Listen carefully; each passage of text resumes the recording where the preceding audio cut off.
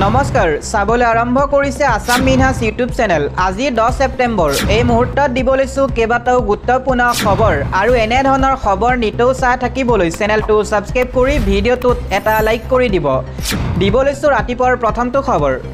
বিদেশী বহিষ্কাৰক লৈ অসমত প্ৰকাশ পালে নতুন এছঅপি। নাগৰিকত্ব প্ৰমাণ দিব নোৱাৰিলে এতিয়াৰ পৰা 10 দিনৰ ভিতৰত এৰিব লাগিব ৰাজ্য। বিদেশী ন্যায়াধিকৰণলৈ বাট নাচাই আয়ুক্ত ল'ব সিদ্ধান্ত। এনআৰচিত যদি নাম আছে অৰ্থাৎ এনআৰচিত নাম থাকিলেও এৰিব লাগিব দেশ আৰু লগতে এৰিব লাগিব ৰাজ্য। এই সন্দৰ্ভত ডাঙৰ ঘোষণা কৰিছে ৰাজ্যৰ মুখ্যমন্ত্ৰী হিমন্ত বিশ্ব শৰ্মাই। দিব লৈছো আন এটা খবৰ। এতিয়াৰ পৰা নাগৰিকত্ব প্ৰমাণ হিচাপে ব্যৱহাৰ কৰিব নোৱাৰিব আধাৰ কাৰ্ড। আধাৰ কাৰ্ডক লৈ নতুন নিৰ্দেশনা জাৰি কৰিছে সৰ্বোচ্চ ন্যায়ালয়। দেশৰ নিৰ্বাচন আয়োগলৈ এই নিৰ্দেশনা প্ৰেৰণ কৰিছে উচ্চতম ন্যায়ালয়।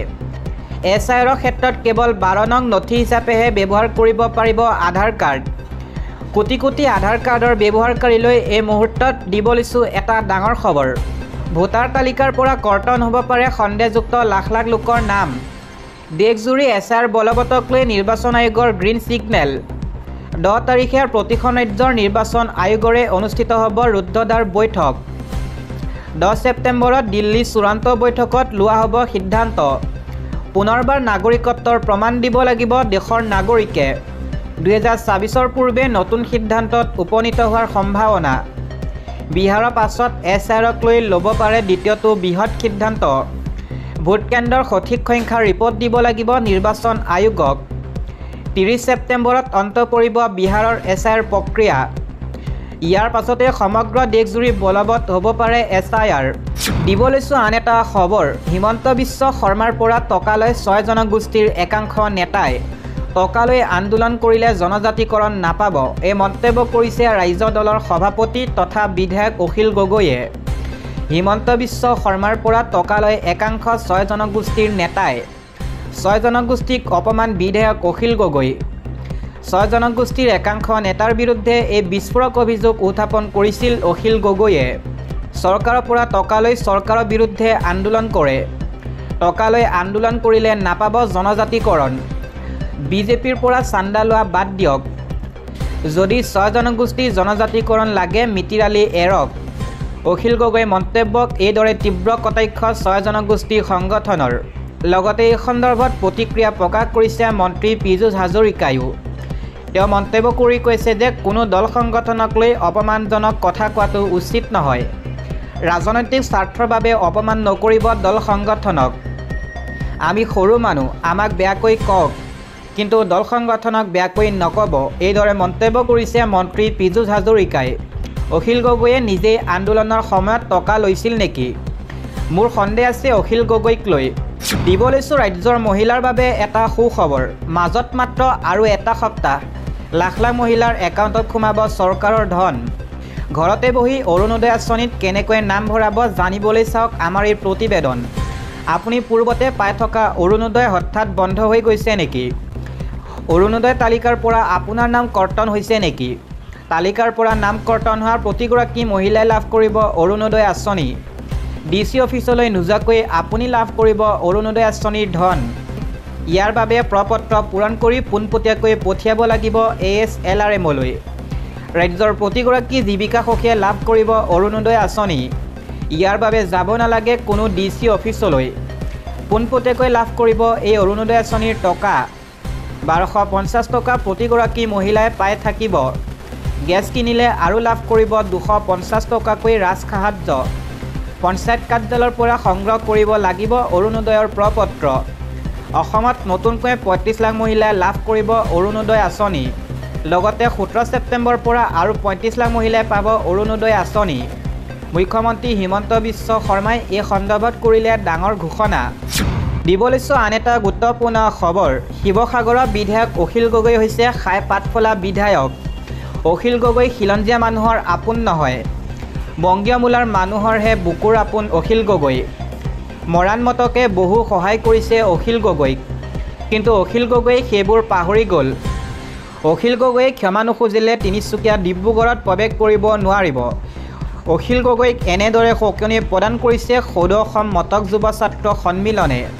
দিব লৈছোঁ আন এটা খবৰ শীঘ্ৰেই অসমতো বলবৎ হ'ব SIR অসমত SIR প্ৰৱৰ্তনৰ বাবে সৰ্বোচ্চ ন্যায়ালয়ত দাখিল কৰা হৈছে আবেদন বিহাৰৰ দৰে অসমতো হ'ব পাৰে SIR প্ৰক্ৰিয়া অসমত SIR প্ৰৱৰ্তনৰ বাবে সৰ্বোচ্চ ন্যায়ালয়ত ইতিমধ্যে আবেদন দাখিল কৰা হৈছে 2024 নিৰ্বাচনৰ পূৰ্বে অসমত SIRৰ আৰম্ভণিৰ দাবী অসমত লাখ লাখ লোকে ভুৱা আধাৰ কাৰ্ড নথিপত্ৰ তৈয়াৰ কৰাৰ অভিযোগ উত্থাপন হৈছে বিদেশী নাম আঁতৰাবলৈ অসমতো প্ৰয়োজন SIR অসমত SIR প্ৰৱৰ্তনক লৈ 15 ছেপ্টেম্বৰত হ'ব শুনানি নিৰ্বাচন আয়োগক অসমত SIR অধিসূচনা জাৰিৰ দাবী কৰা হৈছে অসম বেংগল পুডুচেৰী কেৰালা তামিলনাডুত SIRৰ প্ৰৱৰ্তনৰো দাবী জনোৱা হৈছে সম্পূৰ্ণ দেশতে পৰ্যায়ক্ৰমে SIR প্ৰৱৰ্তনৰ দাবী বাংলাদেশী পাকিস্তানী ৰোহিংগিয়াই ভুৱা নথিৰে প্ৰৱেশ কৰিছে অসমত SIR প্ৰৱৰ্তনৰ দাবী জনাইছে অধিবক্তা অশ্বিনী উপাধ্যায় সৰ্বোচ্চ ন্যায়ালয়ত আবেদন দাখিল অধিবক্তা অশ্বিনী উপাধ্যায়ৰ দিব লৈছোঁ আন এটা খবৰ গেছৰ সংযোগ থকা লাখ লাখ লোকে আজিয়ে কৰক এই প্ৰপত্ৰ আপোনাৰ ৰন্ধন গেছৰ সংযোগ আছেনে নাই যদি আপোনাৰ সংযোগ নাই তেন্তে আজি সংগ্ৰহ কৰি পূৰণ কৰক এই প্ৰপত্ৰ মুখ্যমন্ত্ৰী সুলভ ইন্ধন আঁচনিৰ অধীনত 700 টকাতে লাভ কৰিব ৰন্ধন গেছৰ চিলিণ্ডাৰ অৰুণোদয় আঁচনি থকা লাখ লাখ হিতাধিকাৰীও পূৰণ কৰিব পাৰিব এই প্ৰপত্ৰ পূৰণ কৰি জমা দিলে পোনপটীয়াকৈ আপুনি লাভ কৰিব 250 টকাৰ ৰাজসাহায্য প্ৰতিটো ৰন্ধন গেছৰ চিলিণ্ডাৰত অৰুণোদয় হিতাধিকাৰী পৰিয়ালে লাভ কৰিব ৰাজসাহায্য ৰেচন কাৰ্ড থকা প্ৰতিটো পৰিয়ালে লাভ কৰিব চৰকাৰৰ এই সুবিধা ইয়াৰ বাবে আপোনাৰ আধাৰ কাৰ্ডৰ নম্বৰ সন্নিৱিষ্ট কৰিব লাগিব পঞ্জীয়নভুক্ত অৰ্থাৎ আধাৰ কাৰ্ডৰ সৈতে লিংক হৈ থকা মোবাইল নম্বৰ দিব লাগিব অৰুণোদয় হিতাধিকাৰীৰ নাম আৰু অৰুণোদয় ID শুদ্ধভাৱে দিব লাগিব প্ৰপত্ৰ পূৰণ কৰি দিলে লাভ কৰিব 250 টকাৰ ৰাজসাহায্য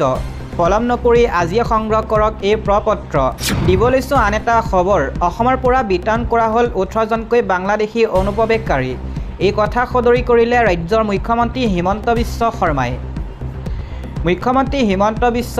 2025 চনৰ 8 ছেপ্টেম্বৰ সোমবাৰে 18জন বাংলাদেশী অনুপ্ৰৱেশকাৰীক উভতাই পঠোৱাৰ কথা ঘোষণা কৰি কয় যে অবৈধ অনুপ্ৰৱেশকাৰীক বাধা দিয়াৰ বাবে কঠোৰ ব্যৱস্থা গ্ৰহণ কৰা হৈছে শৰ্মাই এক্সত লিখিছে এই বিতৰণৰ নতুনসমূহৰ ওপৰত মোৰ আগৰ পোষ্টবোৰত দিয়া মন্তব্যৰো পঢ়িছোঁ য'ত মানুহে বহু কথাৰ পৰামৰ্শ দিছে নিশ্চিত হওক আমি অনুপ্ৰৱেশকাৰীসকলৰ যাতে পুনৰ অসমলৈ ঘূৰি নাহে তাৰ বাবে সকলো ব্যৱস্থা গ্ৰহণ কৰি আছোঁ ইয়াৰে 18জনক যোৱা নিশা পুছবেক কৰা হৈছে অৱশ্যে অনুপ্ৰৱেশকাৰীসকলক কোনখন জিলাৰ পৰা বিতাড়িত কৰা হৈছে সেই বিষয়ে উল্লেখ কৰা নাই দিব লৈছোঁ আন এটা খবৰ নেপালত ছ'চিয়েল মিডিয়া নিষেধাজ্ঞাৰ বিৰুদ্ধে প্ৰতিবাদত 14জন নিহত আপোনালোকে নিশ্চয় জানে যে কিছুদিন পূৰ্বে নেপালত নিষিদ্ধ কৰা হৈছিল ফেচবুক ইনষ্টাগ্ৰাম ইউটিউবৰ লগতে আন বহুকেইটা এপ আৰু সেই বিৰুদ্ধে প্ৰতিবাদ সাব্যস্ত কৰিছিল একাংশ জনতাই আৰু সেই প্ৰতিবাদত 14জন বৰ্তমান নিহত হৈছে লগতে 50জনতকৈ অধিক লোক আহত হোৱাৰ খবৰ ইতিমধ্যে আমাৰ হাতত আহি পৰিছে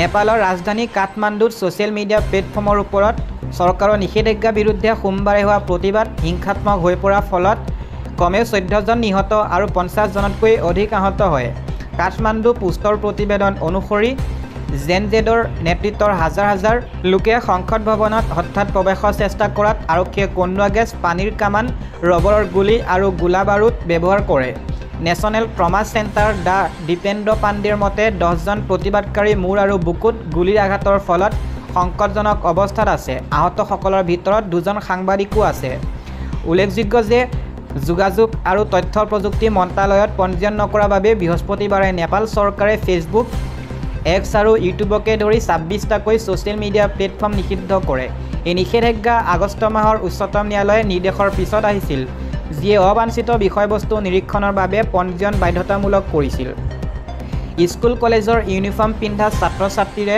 ভৰা প্ৰতিবাদকাৰীয়ে ছ'চিয়েল মিডিয়া নহয় দুৰ্নীতি বন্ধ কৰক শ্লোগান দি ৰাষ্ট্ৰীয় পতাকা উৰুৱাই চৰকাৰী দুৰ্নীতি আৰু নিষেধাজ্ঞাৰ বিৰুদ্ধে ক্ষোভ প্ৰকাশ কৰে প্ৰতিবাদ বিৰাটনগৰ ভাৰতপুৰ আৰু পোখাৰাৰ দৰে চহৰলৈ বিয়পি পৰে হিংসা নিয়ন্ত্ৰণৰ বাবে কাঠমাণ্ডুত প্ৰধানমন্ত্ৰী কাৰ্যালয় আৰু অন্যান্য মন্ত্ৰালয়ৰ অঞ্চল দুপৰীয়া 12:30 পৰা ৰাতি 10 বজালৈকে সান্ধ্য আইন জাৰি কৰে প্ৰধানমন্ত্ৰী KP শৰ্মা অলিয়ে নিষেধাজ্ঞাক জাতীয় মৰ্যাদাৰ প্ৰশ্ন বুলি ৰক্ষা কৰিলেও বিৰোধী কমিউনিষ্ট পাৰ্টি অৱ নেপাল আৰু অধিকাৰ সংগঠনসমূহে ইয়াক মত প্ৰকাশৰ স্বাধীনতাৰ ওপৰত আক্ৰমণ বুলি তীব্ৰ সমালোচনা কৰিছে। চৰকাৰে ছ'চিয়েল মিডিয়া সঠিক পৰিচালনাৰ বাবে এখন বিধেয়ক প্ৰস্তাৱ কৰিছে, কিন্তু অধিকাৰ সংগঠনসমূহে ই মুক্ত বাক্যৰ স্বাধীনতাক সীমিত কৰিব পাৰে বুলি সকীয়াই দিছে।